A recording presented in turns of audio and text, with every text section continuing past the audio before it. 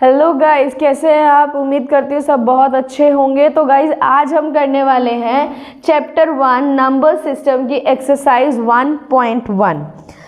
देखिए, introduction part में हमने समझ लिया था कि हमें चैप्टर में क्या क्या फॉर्मूले यूज़ करने हैं, क्या क्या चीज़ें हमें समझने की ज़रूरत है जिससे हम एक्सरसाइज इजीली कर पाएंगे।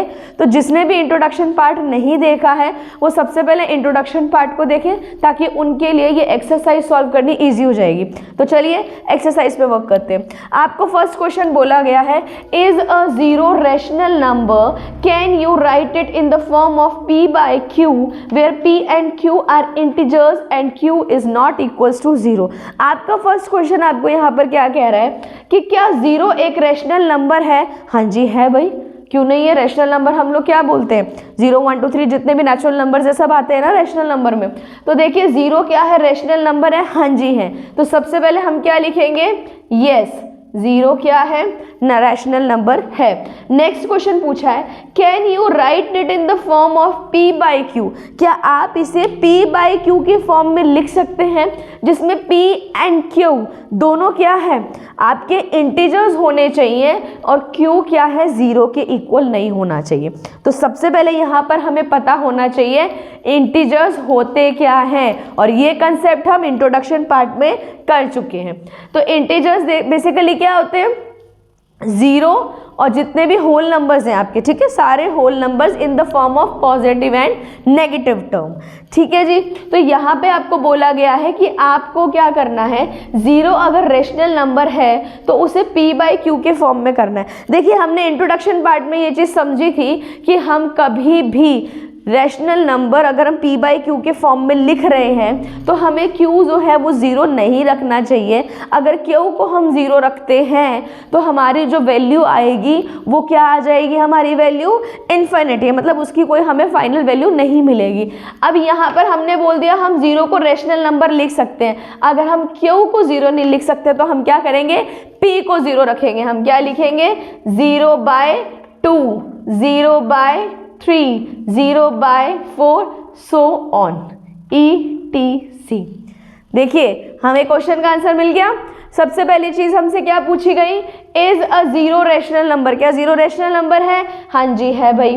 क्या आप उसे p by q के फॉर्म में लिख सकते हैं? लिख दिया। 0 by 2, 0 by 3, 0 by 4 लिख दिया। जहां पर q क्या है वो 0 नहीं होना चाहिए, हमारा q 0 नहीं है। क्लियर है? आई होप आपको एक्सरसाइज 1.1 का फर्स्ट क्वेश्चन समझ में आ गया होगा। सेकेंड क्वेश्चन देखिए क्या कह रहा है, find 6 rational numbers between 3 and 4। आपको क्या करना है? 3 एंड 4 के बीच में रेशनल नंबर्स कैलकुलेट करने हैं। देखिए जब भी आपको इस तरीके का क्वेश्चन आ जाए तो एक चीज़ अपने माइंड में सेट कर लो कि जितने भी रेशनल नंबर्स आपको फाइंड आउट करने हैं उसमें आप +1 कर दो। सबसे पहला काम क्या करना है आपको? जितने भी रैशनल नंबर्स आपको कैलकुलेट करने हैं उसके अंदर आप +1 ऐड कर दो। यहाँ पर आपको कितने रैशनल नंबर्स बोले? अगर हम सिंपल लैंग्वेज में बात करें तो n आपको कितना बोला गया है? 6 बोला गया। तो इसमें आप क्या करोगे? +1 ऐड कर दोगे। ठीक है, व्हाट विल यू गेट? 7। अब आपको क्या करना है, किन दोनों नंबर्स के बीच में आपको वैल्यू कैलकुलेट करनी है? 3 एंड 4 है ना। आपके पास में n की वैल्यू क्या आ गई? 7। इस 7 को आप 3 एंड 4 के साथ में मल्टीप्लाई कर दो in the term of numerator and denominator.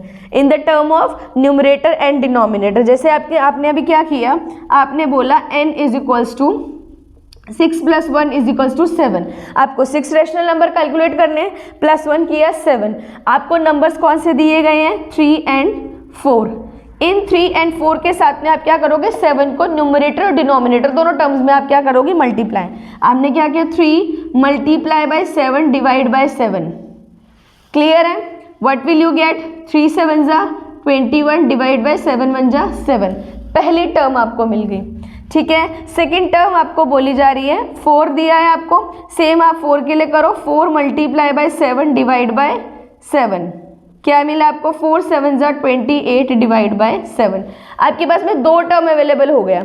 एक टर्म आपको मिल रहा है 21/7, सेकंड टर्म आपको मिल रहा है 28/7। इसी टर्म्स को अब आप क्या करोगे? कंटिन्यूएशन में लिखते जाओ। कंटिन्यूएशन में लिखोगे तो आपको क्या मिलेगा? 21/7, 22/7, 23/7, 24/7, 25/7, 26/7, 27/7 एंड 28/7। कौन कौन से दो टर्म थे? 21 एंड 28। ये दो टर्म आपके पास में ऑलरेडी थे। आपको कितने नंबर्स कैलकुलेट करने थे? 6। काउंट करो, 1 2 3 4 5 6 मिल गए आपको। 21/7 एंड 28/7 के बीच के आपको कितने नंबर्स मिल गए? 6 नंबर्स मिल गए। और 21/7 एंड 28/7 इज बेसिकली 3 एंड 4। इसके बीच के आपको 6 रेशनल नंबर मिल गए। 22/7, 23/7, 24/7, 25/7, 26/7 एंड 27/7। आई होप ये आपको क्लियर हो गया होगा। देखिए थर्ड क्वेश्चन आपका क्या कहता है गाइज? थर्ड क्वेश्चन कहता है find 5 rational numbers between 3/5 and 4/5। Same question है, सेम पैटर्न रहेगा। अब आपको क्या करना है? 5 रेशनल नंबर्स, सेम यही वाला क्वेश्चन है। इसको दोबारा देखो, हम एक और ट्राई लेते हैं। 5 रेशनल नंबर्स, तो आपको क्या कैलकुलेट करना है? n कैलकुलेट करना है। 5 है तो आप क्या कर दोगे? 5 + 1 कितना आ गया? 6। अब आपको नंबर क्या दिया गया है? 3/5, ठीक है। इसको आप क्या करोगे? मल्टीप्लाई कर दोगे 6 से, न्यूमरेटर एंड डिनोमिनेटर। ये लीजिए 6 से हमने मल्टीप्लाई कर दिया। What will you get? 3 6 = 18, 5 6 = 30। Clear है? सॉरी, कोई डाउट नहीं? नेक्स्ट आपको टर्म दिया गया है 4/5। इसको भी मल्टीप्लाई कर दो 6/6 से। क्या मिल गया आपको? 24/30। दो टर्म्स आपको मिल गई। अब इनके बीच की सारी टर्म्स आप नोट कर लो। 18/30, 19/30, 20/30, 21/30, 22/30, 23/30 एंड लास्ट 24/30। अब देखिए ये वाली टर्म आपके पास में थी और ये वाली टर्म आपके पास में थी। से बीच में कितनी टर्म्स आई हैं? 1 2 3 4 एंड 5 टर्म्स मिल गई आपको। 19/30, 20/30, 21/30, 22/30 एंड 23/30। और हमें कितने टर्म्स कैलकुलेट करनी थी? 5 रेशनल नंबर्स, और वो 5 रेशनल नंबर्स हमें यहाँ पे अवेलेबल हो गए। क्लियर है बच्चों? देखिए नेक्स्ट आपका क्वेश्चन है एक्सरसाइज 1.1 का question number 4। State whether the following statements are true और फॉल्स। ये आपको कुछ स्टेटमेंट दिए गए हैं, इससे आपको ये पहचानना है क्या ये ट्रू है या फॉल्स है। ठीक है, पहला आपको क्या कहता है?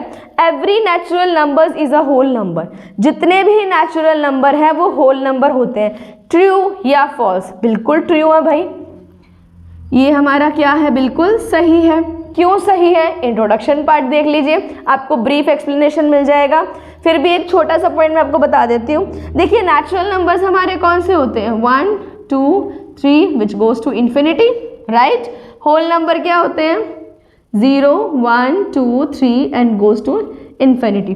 अब देखिए 1 2 3 4 नेचुरल नंबर्स हैं, होल नंबर भी तो है 1 2 3 4। और हमारा स्टेटमेंट क्या कहता है? Every natural number is a whole number. Definitely it's true, every natural number is a whole number. Clear है? सेकेंड हमें क्या कहता है? Every integer is a whole number.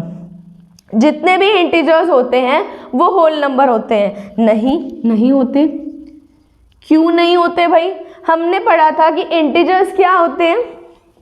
Integers होते हैं 0 +- 1 +- 2 +- 3 and go on to infinity. यही हमने पढ़ा था। और होल नंबर हमें क्या है? होल नंबर में हमारे सारे नंबर्स क्या होते हैं? पॉजिटिव होते हैं। होल नंबर हमारे क्या होते हैं? पॉजिटिव। तो हमारे सारे इंटीजर्स होल नंबर तो नहीं हो सकते, क्योंकि इंटीजर्स में नेगेटिव टर्म्स भी आते हैं और होल नंबर हमेशा क्या होते हैं? हमारे पॉजिटिव नंबर्स होते हैं। तो ये स्टेटमेंट हमारा क्या हो गया? फॉल्स। क्लियर है? थर्ड हमारा स्टेटमेंट है every rational number is a whole number. जितने भी रेशनल नंबर्स होते हैं वो क्या होते हैं? Whole number. तो ये भी हमारा क्या हो गया? फॉल्स। फॉल्स क्यों हो गया? क्योंकि रैशनल नंबर हमें किस फॉर्म में रिप्रेजेंट करके मिलते हैं? P/Q। हम रैशनल नंबर्स को किस फॉर्म में रिप्रेजेंट करते हैं? P/Q के फॉर्म में। और जबकि होल नंबर हमारे क्या होते हैं? ये जो जितने भी हमारे पास में होल नंबर होते हैं ये हमारे सिंपल नंबर्स होते हैं, they are not be represented in rational form, या हम ये कह दें कि जितने भी होल नंबर्स होते हैं वो हमारे इरेशनल नंबर्स होते हैं। इसलिए हमारा ये थर्ड स्टेटमेंट क्या हो गया, false. Every rational number is a whole number, no every rational number is not a whole number. Clear है बच्चों? तो ये हमारे 4 क्वेश्चंस हैं, 1 2 3 4।